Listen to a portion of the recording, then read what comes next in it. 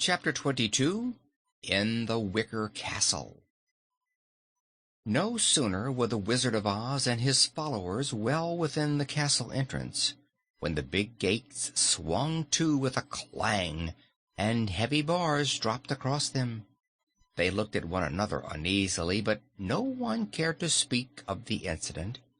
If they were indeed prisoners in the Wicker Castle, it was evident they must find a way to escape, but their first duty was to attend to the errand on which they had come and seek the royal Ozma, whom they believed to be a prisoner of the magician, and rescue her.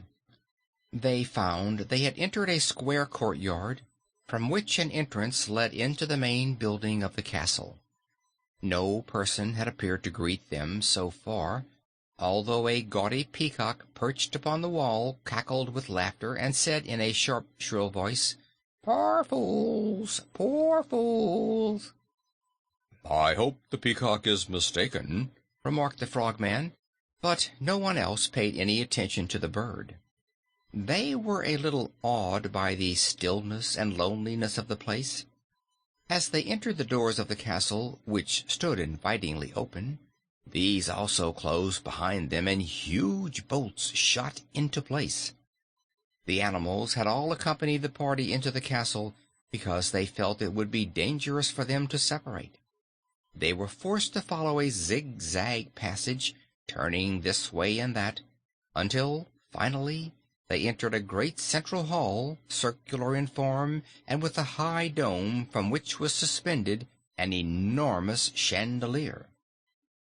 The Wizard went first, and Dorothy, Betsy, and Trot followed him, Toto keeping at the heels of his little mistress. Then came the Lion, the Woozy, and the Sawhorse. Then Cayke the Cookie Cook and Button Bright. Then the Lavender Bear carrying the Pink Bear, and finally the Frogman and the Patchwork Girl, with Hank the Mule tagging behind. So it was the Wizard who caught the first glimpse of the big domed hall, but the others quickly followed and gathered in a wondering group just within the entrance. Upon a raised platform at one side was a heavy table on which lay Glinda's great book of records, but the platform was firmly fastened to the floor, and the table was fastened to the platform, and the book was chained fast to the table, just as it had been when it was kept in Glinda's palace. On the wall over the table hung Ozma's magic picture. On a row of shelves at the opposite side of the hall stood all the chemicals and essences of magic, and all the magical instruments that had been stolen from Glinda and Ozma and the Wizard, with glass doors covering the shelves so that no one could get at them. And in a far corner sat Ugu the Shoemaker, his feet lazily extended, his skinny hands clasped behind his head. He was leaning back at his ease and calmly smoking a long pipe. Around the magician was a sort of cage, seemingly made of golden bars set wide apart, and at his feet, also within the cage, reposed the long-sought diamond-studded dishpan of Cayke the Cookie Cook. Princess Ozma of Oz was nowhere to be seen. "Well, well," said Ugu when the invaders had stood in silence for a moment, staring about them. "This visit is an unexpected pleasure, I assure you. I knew you were coming, and I know why you are here. You are not welcome, for I cannot use any of you to my advantage. But as you have insisted on coming, I hope you will make the afternoon call as brief as possible. It won't take long to transact your business with me. You will ask me for Ozma, and my reply will be that you may find her if you can." "Sir," answered the Wizard in a tone of rebuke, "you are a very wicked and cruel person. I suppose you imagine, because you have stolen this poor woman's dishpan and all the best magic in Oz, that you are more powerful than we are and will be able to triumph over us." "Yes," said Ugu the Shoemaker, slowly filling his pipe with fresh tobacco from a silver bowl that stood beside him. "That is exactly what I imagine. It will do you no good to demand from me the girl who was formerly the ruler of Oz, because I will not tell you where I have hidden her, and you can't guess in 1,000 years. Neither will I restore to you any of the magic I have captured. I am not so foolish. But bear this in mind. I mean to be the ruler of Oz myself hereafter, so I advise you to be careful how you address your future monarch." "Ozma is still ruler of Oz, wherever you may have hidden her," declared the Wizard. "And bear this in mind, miserable shoemaker. We intend to find her and to rescue her in time, but our first duty and pleasure will be to conquer you and then punish you for your misdeeds."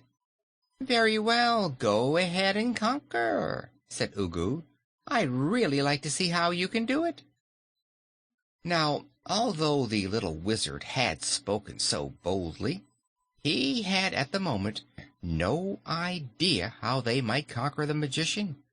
He had that morning given the Frogman, at his request, a dose of zososo from his bottle, and the Frogman had promised to fight a good fight if it was necessary, but the Wizard knew that strength alone could not avail against magical arts. The toy Bear King seemed to have some pretty good magic, however, and the Wizard depended to an extent on that. But something ought to be done right away, and the Wizard didn't know what it was.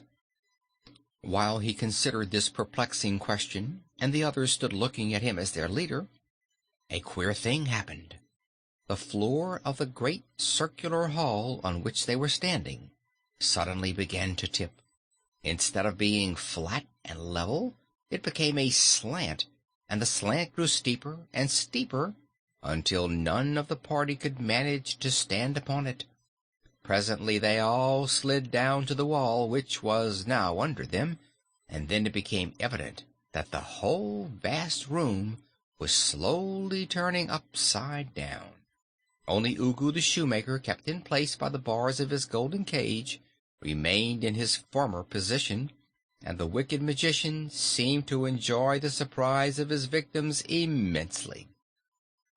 First they all slid down to the wall back of them, but as the room continued to turn over, they slid down the wall and found themselves at the bottom of the great dome, bumping against the big chandelier, which, like everything else, was now upside down. The turning movement now stopped, and the room became stationary. Looking far up, they saw Ugu suspended in his cage at the very top, which had once been the floor. "Ah," said he, grinning down at them, "the way to conquer is to act, and he who acts promptly is sure to win. This makes a very good prison, from which I am sure you cannot escape. Please amuse yourself in any way you like, but I must beg you to excuse me, as I have business in another part of the castle." Saying this, he opened a trap door in the floor of his cage, which was now over his head, and climbed through it and disappeared from their view. The diamond dishpan still remained in the cage, but the bars kept it from falling down on their heads. "Well, I declare," said the Patchwork Girl, seizing one of the bars of the chandelier and swinging from it. "We must peg one for the shoemaker, for he has trapped us very cleverly." "Get off my foot, please," said the Lion to the Sawhorse. "And oblige me, Mr. Mule," remarked the Woozy, "by taking your tail out of my left eye." "It's rather crowded down here," explained Dorothy, "because the dome is rounding and we have all slid into the middle of it. But let us keep as quiet as possible until we can think what's best to be done." "Dear, dear," wailed Cake, "I wish I had my darling dishpan," and she held her arms longingly toward it. "Oh, I wish I had the magic on those shelves up there," sighed the Wizard. "Don't you suppose we could get to it?" asked Trot anxiously. We'd have to fly," laughed the Patchwork Girl. But the Wizard took the suggestion seriously, and so did the Frogman. They talked it over, and soon planned an attempt to reach the shelves where the magical instruments were. First the Frogman lay against the rounding dome and braced his foot on the stem of the chandelier. Then the Wizard climbed over him and lay on the dome with his feet on the Frogman's shoulders. The Cookie Cook came next. Then Button-Bright climbed to the woman's shoulders. Then Dorothy climbed up, and Betsy and Trot, and finally the Patchwork Girl, and all their lengths made a long line that reached far up the dome, but not far enough for Scraps to touch the shelves. "Wait a minute. Perhaps I can reach the magic," called the Bear King, and began scrambling up the bodies of the others. But when he came to the Cookie Cook, his soft paws tickled her side so that she squirmed and upset the whole line. Down they came, tumbling in a heap against the animals, and although no one was much hurt, it was a bad mix-up, and the Frogman, who was at the bottom, almost lost his temper before he could get on his feet again. Cake positively refused to try what she called the Pyramid Act again, and as the Wizard was now convinced they could not reach the magic tools in that manner, the attempt was abandoned. "But something must be done," said the Wizard, and then he turned to the Lavender Bear and asked, "Cannot your Majesty's magic help us to escape from here?"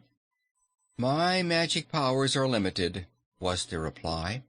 "When I was stuffed, the fairies stood by and slyly dropped some magic into my stuffing. Therefore I can do any of the magic that's inside me, but nothing else. You, however, are a wizard, and a wizard should be able to do anything." "Your Majesty forgets that my tools of magic have been stolen," said the Wizard sadly, "and a wizard without tools is as helpless as a carpenter without a hammer or saw." "Don't give up," pleaded Button-Bright, "because if we can't get out of this queer prison, we'll all starve to death." "Ha ha! Not I!" laughed the Patchwork Girl, now standing on top of the chandelier at the place that was meant to be the bottom of it. "Don't talk such dreadful things," said Trot, shuddering. "We came here to capture the shoemaker, didn't we?" "Yes, and to save Ozma," said Betsy. "And here we are, captured ourselves, and my darling dishpan up there in plain sight," wailed the Cookie Cook, wiping her eyes on the tail of the Frogman's coat. "Hush!" called the Lion with a low, deep growl. "Give the Wizard time to think." "He has plenty of time," said Scraps. "What he needs is the Scarecrow's brains." After all, it was little Dorothy who came to their rescue, and her ability to save them was almost as much a surprise to the girl as it was to her friends. Dorothy had been secretly testing the powers of her magic belt, which she had once captured from the Nome King, and experimenting with it in various ways ever since she had started on this eventful journey. At different times she had stolen away from the others of her party, and in solitude had tried to find out what the magic belt could do and what it could not do. There were a lot of things it could not do, she discovered, but she learned some things about the belt which even her girl friends did not suspect she knew. For one thing, she had remembered that when the Nome King owned it, the magic belt used to perform transformations, and by thinking hard she had finally recalled the way in which such transformations had been accomplished. Better than this, however, was the discovery that the magic belt would grant its wearer one wish a day. All she need do was close her right eye and wiggle her left toe, and then draw a long breath and make her wish. Yesterday she had wished in secret for a box of caramels, and instantly found the box beside her. Today she had saved her daily wish in case she might need it in an emergency, and the time had now come when she must use the wish to enable her to escape with her friends from the prison in which Ugu had caught them. So, without telling anyone what she intended to do, for she had only used the wish once and could not be certain how powerful the magic belt might be, Dorothy closed her right eye and wiggled her left big toe and drew a long breath and wished with all her might. The next moment the room began to revolve again as slowly as before, and by degrees they all slid to the side wall and down the wall to the floor, all but Scraps, who was so astonished that she still clung to the chandelier.